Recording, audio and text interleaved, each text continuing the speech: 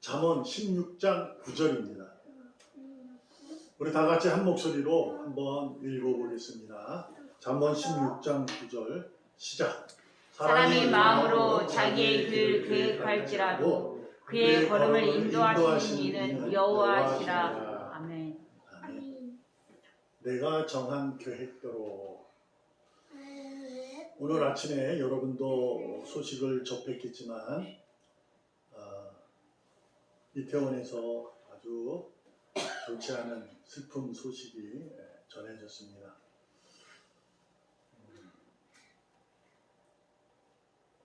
거의 지금 한 사상자가 250명 됩니다. 근데 부상자가 100여 명이고 죽은 사망자가 150명 정도 되니까 어마어마합니다. 앞으로 계속 어떻게 될지 모르겠지만 그렇습니다.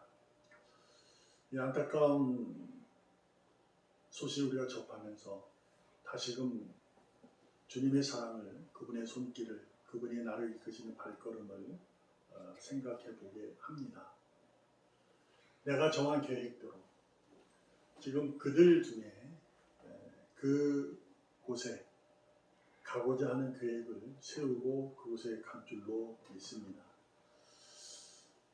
그래서 그 계획 속에서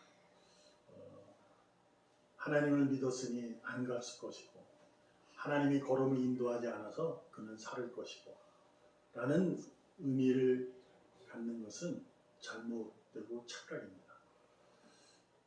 거기서 숨을 거둔 자들 중에서도 확실하게 믿음의 승리자다라고 말할 수는 없지만 그럼에도 불구하고 예수를 알고 믿는 자도 있었을지도 모릅니다. 그러면 성경에서 말하는 하나님의 의지, 하나님이 발걸음이 인도하신 분은 하나님이다라고 말씀하십니다. 내가 마음으로 정한 계획, 그러니까 마음으로 정한다는 것은 어떤 의미를 갖고 있느냐. 이 성경은 믿지 않는 사람들이 보기보다 믿는 사람이 보고 듣는 거거든요. 마음은 곧 믿음입니다. 하늘에서 내려오는 선물로 주신 그 복음을 마음으로 믿게 되는 거예요. 그래서 그게 삶으로 증명되는 거거든요. 그러므로 마음으로 정했다라는 것은 믿음으로 정한 것을 의미할 수도 있습니다. 그래서 그 마음으로 정한 계획이 하나님께서 어떻게 발걸음을 인도하시는가에 우리가 한번 은혜를 나누고자 합니다. 먼저 기억할 것은, 우선할 것은 여러분과 저는 하나님으로부터 택함을 받은 의인이라는 사실입니다. 여기에는 계속 여러분이 듣고 또 아는, 우리에게는 어떠한 하나님께서 나를 이끌어 주시고 나를 택하실 것이라는 조건을 내가 하나님께 내민 적이 없어요. 하나님 앞에 내가 하나님 이렇게 했잖아요. 그러니 나를 의인으로 삼아주세요. 여러분과 저는 그렇게 한 분들이 아닙니다. 하나님께서 일방적으로 붙잡으신 거거든요. 이것이 여러분과 저에게 이제 믿음을 통해서 알게 하신 거죠. 이 사실이 여러분과 저에게 확신이 있는 가운데 이제 우리가 성경을 읽고 보고 느껴가면서 하나님의 의지를 배우고 익혀갈 수 있는 겁니다. 하나님이 나를 택했어? 라는 것에 대한 약간의 의심이 있으면 하나님의 일하심에 대해서 그렇게 정확하게 믿고 의지하고 따를 수가 없게 됩니다. 그래서 늘 그러잖아요. 교회는 가지만 예수를 다 믿는 건 아닐 수 있다. 이런 거거든요. 예수를 믿는다고 하지만 다 구원을 받았다라고 말할 수도 있는 것도 아닙니다. 왜냐하면 하나님께서 나를 택하셨다는 것은 그분의 의지지 여러분과 저의 의지가 아니기 때문에 그래요. 그래서 우리는 모르는 거예요. 그러므로 하나님이 나를 택했다는 그 사실, 그 진리를 내가 마음으로 믿어 의로움에 이르게 되기까지는 하나님께서 일을 하십니다. 그러기 위해서는 내게 의무를 준 거죠.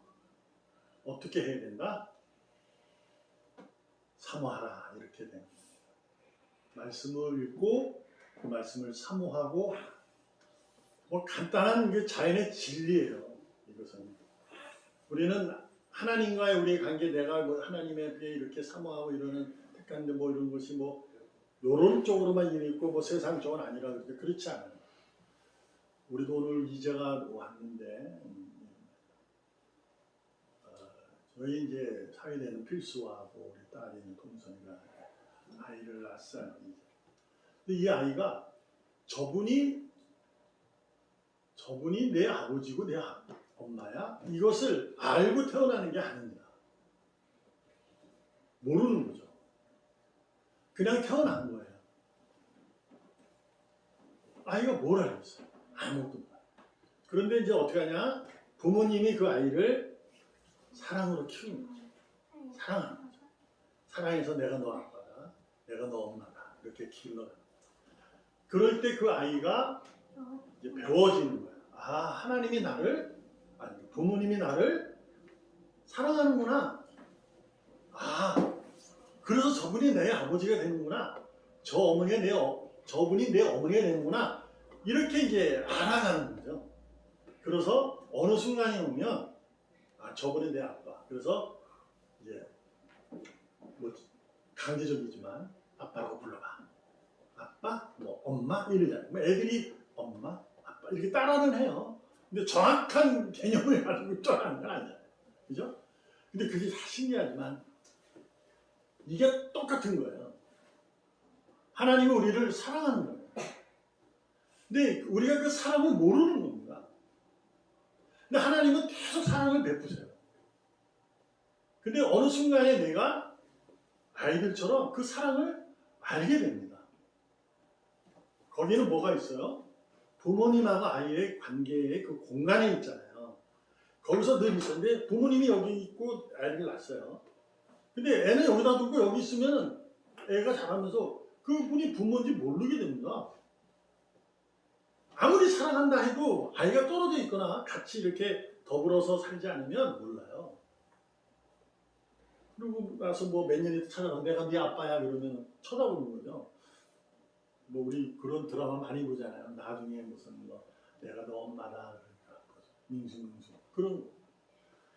그러니까 하나님이 우리를 사랑할 때 내가 사랑을 받고 있는지를 모르는 거죠. 택함을 받았다는 거. 그건 알 수 없어요. 근데 어떻게 아느냐? 하나님이 나를 사랑한다는 것을 내가 이제 그분의 사랑을 계속 받을 때예요. 우리 찬양도 있어요. 그래서 그 사랑은 어디 있다? 성경에 써있더라. 예수 사랑하심은 성경에 써있네. 그러니까 성경을 읽으면요.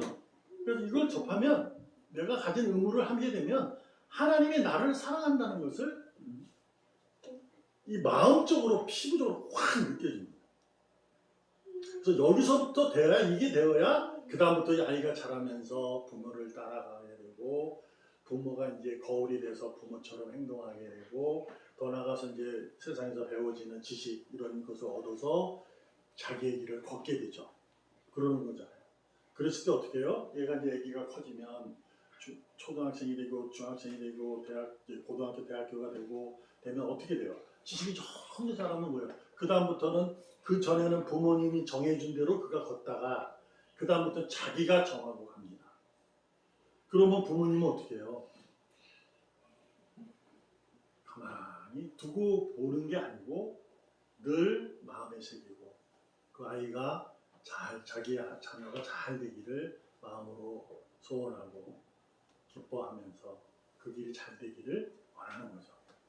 그것이 바로 내가 마음으로 정한 계획을 하나님이 내 발걸음을 인도하신다.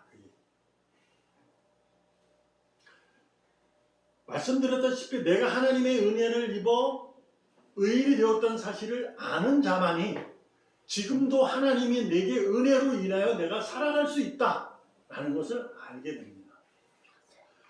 내가 은혜를 입어서 의인이 된 사실을 모르면 내가 지금 살아가는 것은 하나님의 은혜야 라는 것을 알 수가 없어요. 그래서 하나님은 그걸 알도록 뭘 줬냐? 믿음이라는 매개체를 준 거예요.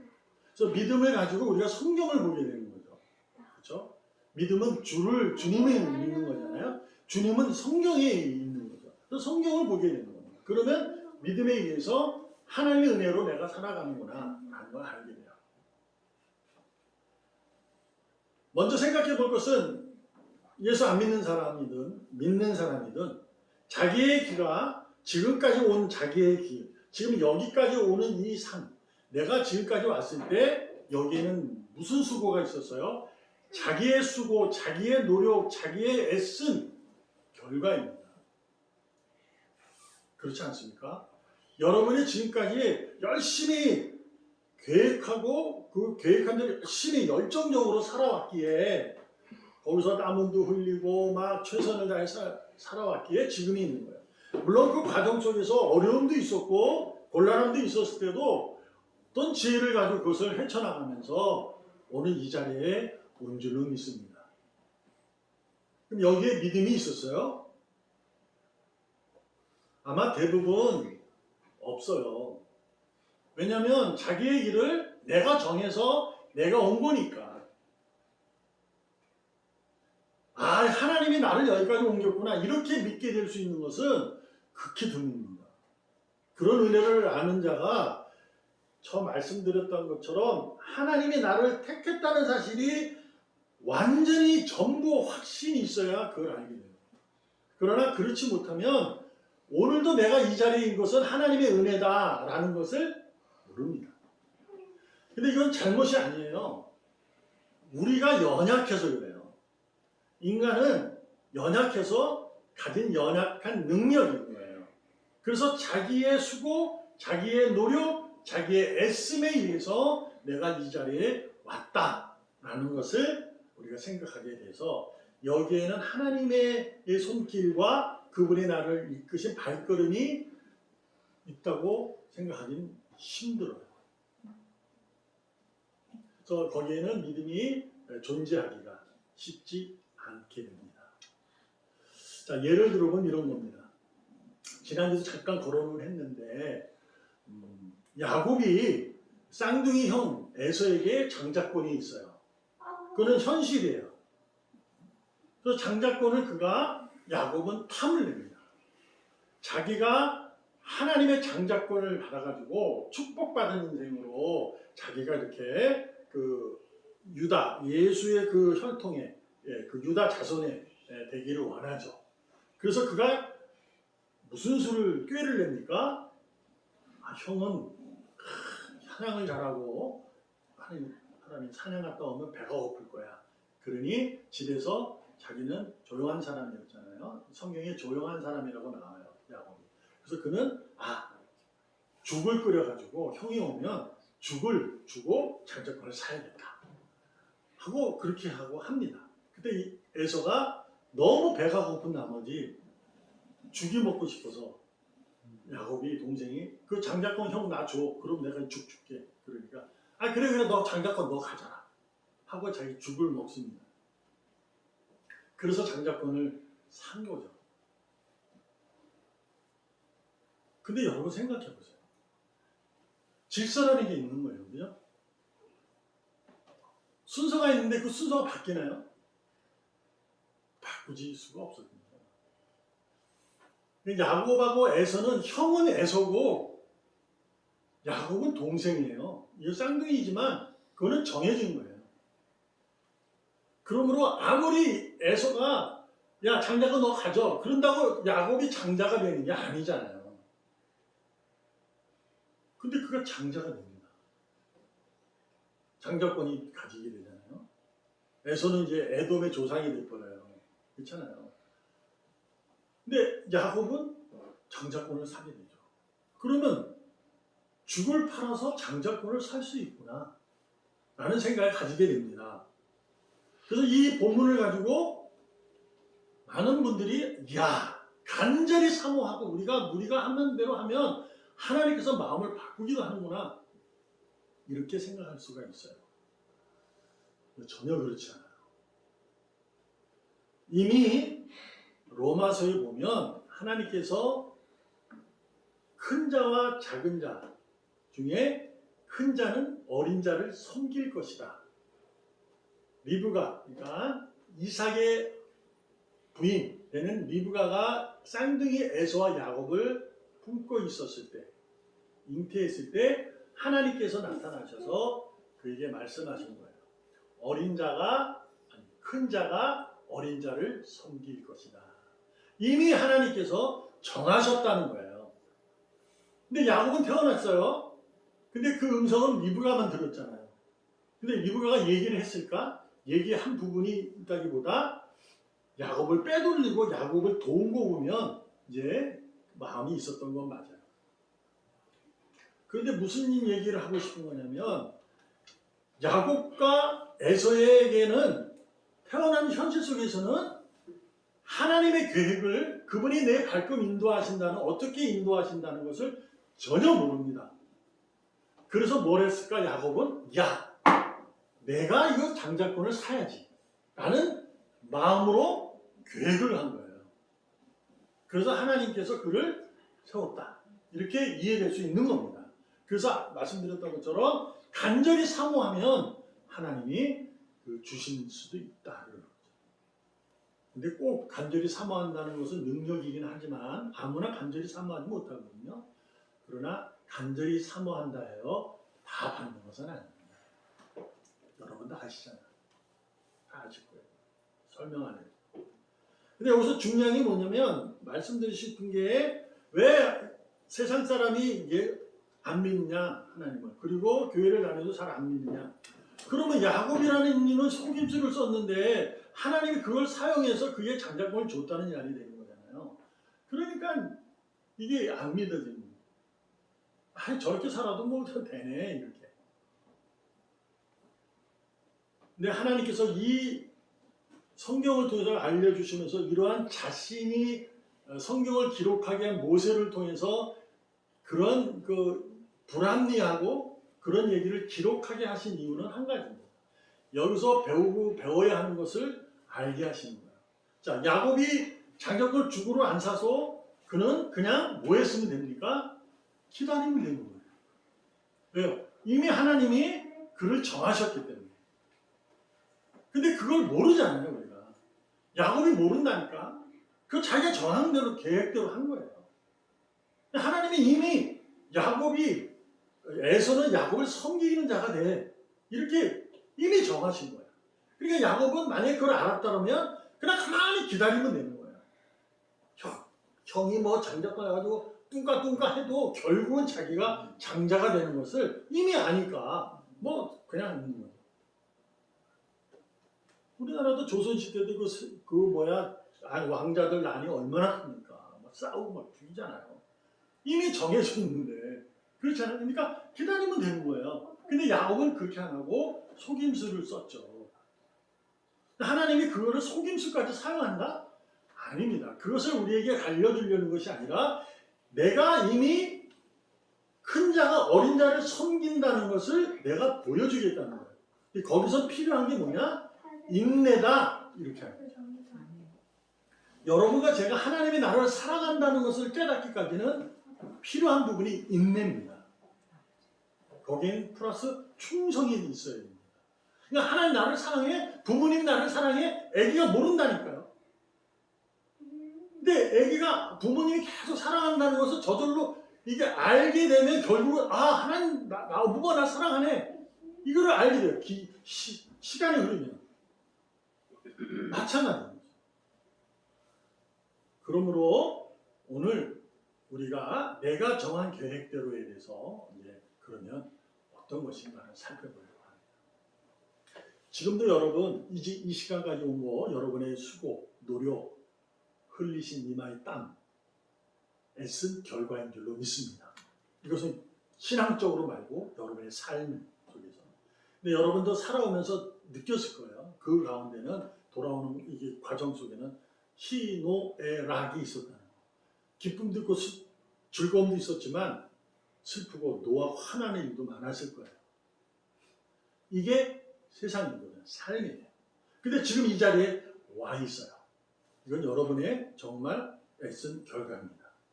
자, 내가 정하는 계획대로 지금부터 여러분이 제가 부탁드리는 거예요. 이제 여러분이 오늘부터라도 내가 계획을 할 겁니다. 내가 이제 이렇게 살아야지. 이걸 해야지. 그렇게 해서 이제 마음을 정할 겁니다. 그럼 뭘 할까요? 정했으면. 최선을 다할 거 아닙니까? 어떤 사람이 그 정해놓고 딴짓하는 사람, 그 사람은 뭐 아예 뭐 여기에 대상도 안 돼요. 그냥 져버리고, 내가 솔직히 뭘 정하면 내가 계획을 세우면 거기에 최선을 다하려고 노력하잖아요. 안 하는 사람은 없습니다. 누구나 다 열심히 합니다. 근데요, 내가 정한 계획대로 의인은요, 누구보다 더 열심히 하셔야 돼요. 열심히 뭘 해야 돼요? 잘 해야 합니다. 세상 사람 누구나 다 같이 최선을 다해서 삽니다. 근데 의인은 열심히지만 잘해야 합니다. 이유는 뭘까요? 과거는 오늘이 있기에 내일을 바라볼 수 있는 거라고 하잖아요. 그래서 과거는 디딤돌이라고 말하기도 하고 내 삶의 과거의 거울이다. 내 삶이라는 거예요. 자, 우리가 오면서 뭘 배웠다고요? 희노애락을 배운 겁니다. 그럼 내가 오늘 정한 계획, 내가 이렇게 할 거야. 그 계획을 한다 할지라도 뭐가 있을까요? 희노애락이 있다는 거예요. 경우의 수. 무슨 얘기냐면 내가 정한 계획은 내가 이걸 하면은 내가 이렇게 될 거야 라고 정하잖아요. 근데 그렇게 되기 위해서는 기쁨도 있고 즐거움도 있지만 아픔도 있고 슬픔도 있다는 거예요. 그런 수는 몰라요, 우리가. 그걸 계획할 수가 없어요. 계획은 뭘 한다고요?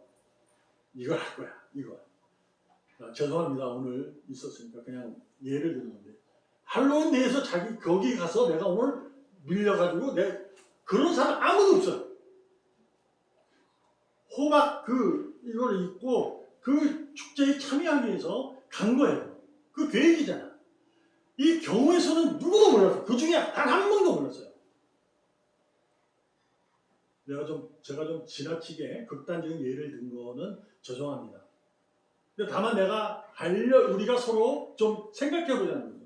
내가 계획한 대로 우리 열심히 나가지만 경우의 수가 있어요. 그거는 모릅니다, 우리가. 경우의 수를 우리가 계획할 수는 없어요. 절대로. 그러므로 우리는 경우의 수가 있기 때문에 더 잘해야 할 이유가 뭐냐면, 하나님께서 내 발걸음을 이끄신다는 것을 확신하고 가야 되는 거예요. 이해가 돼야 되는데, 그것은 뭐냐? 내가 정했으면 내 계획대로 그 계획을 하는 겁니다. 자, 하나님이 발걸음 인도하니까 내 계획을 바꾸라는 얘기가 아니에요. 그리고 너는 계획도 하지 마라. 그 얘기가 아닙니다. 여러분의 인생을 살아야죠. 하나님이 개입하시도록 뭘 하냐? 신앙으로 여유를 가지라는 거예요. 그게 잘하는 겁니다. 의인은. 의인은요, 세상 사람하고 다른 것은 하나가 뭐냐면 믿음입니다. 믿음으로 사느냐 안 사느냐의 문제지, 내가 믿어서 누구보다 잘 사느냐 못 사느냐가 아니에요. 그거하고는 아무 상관없어요. 이 땅의 삶의 결과를 가지고 하나님을 믿고 안 믿는 자로 정해지는 게 아닙니다. 내가 믿음으로 사느냐 안 사느냐는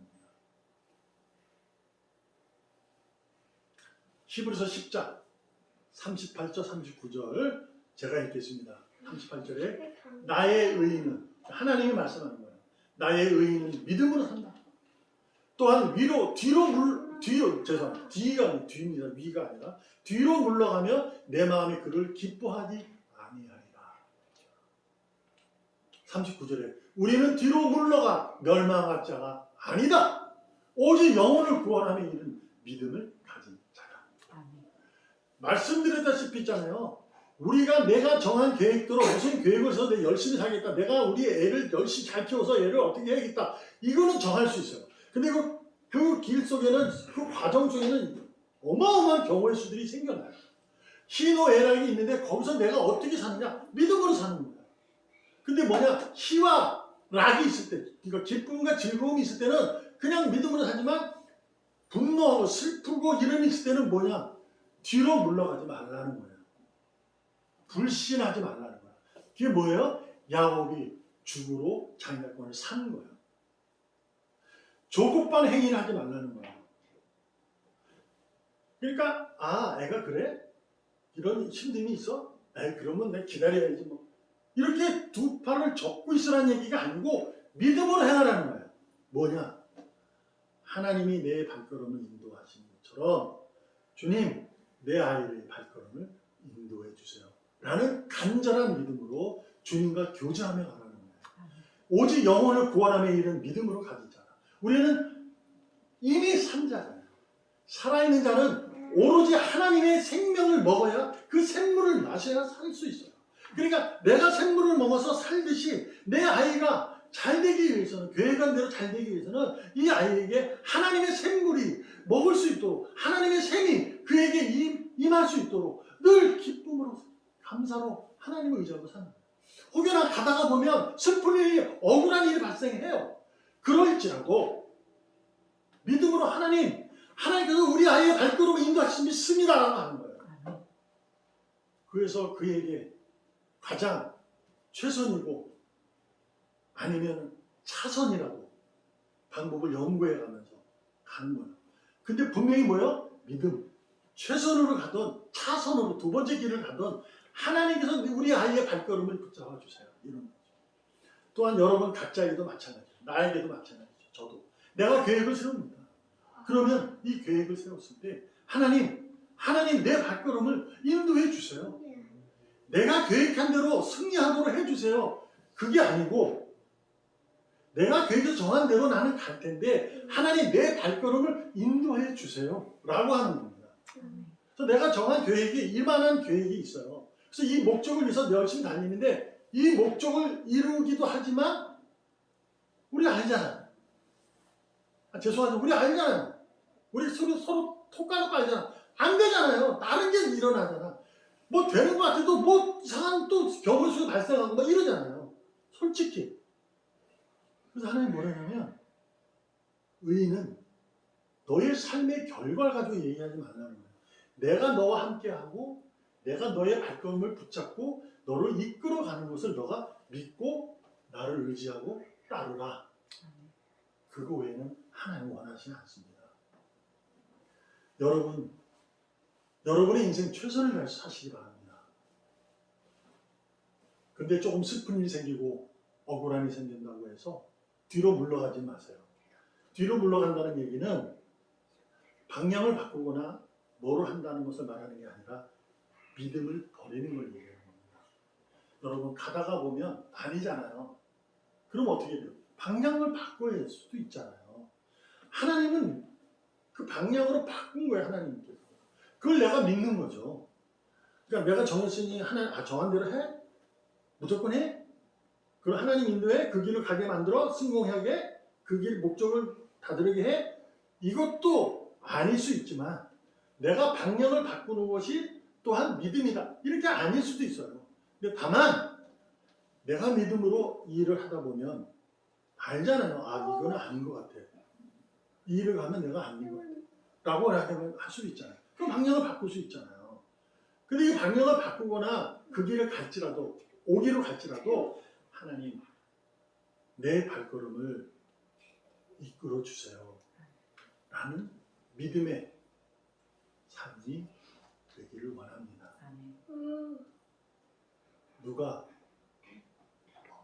어제 그 순간에 자신이 생명을 잃을 거라고 150명 되는 젊은 10대, 20대 여인분들이 생각이나 했겠습니까? 그들은 전혀 그걸 생각지도 못했던 거예요.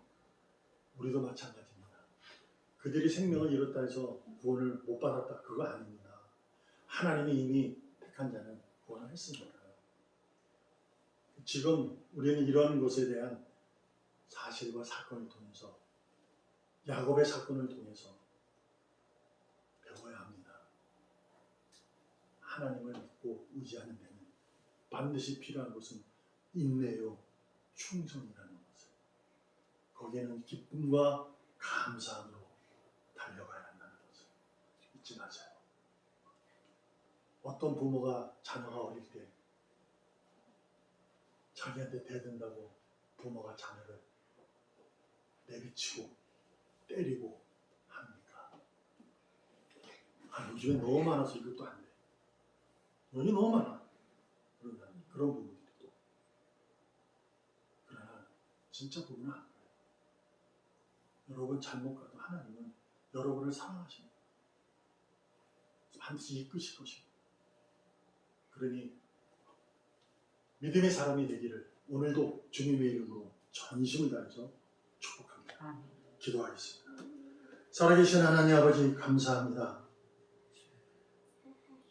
죽으로 장자권을 사는 뒤로 물러나는 불신을 버리게 하시고 그러한 조급한 행위가 아니라 하나님께서 이끄신 발걸음을 오직 믿음으로 인내하며 감사하고 기뻐하며 기도하며 살아갈 수 있도록 이끄시고 주장하여 주시옵소서. 아멘.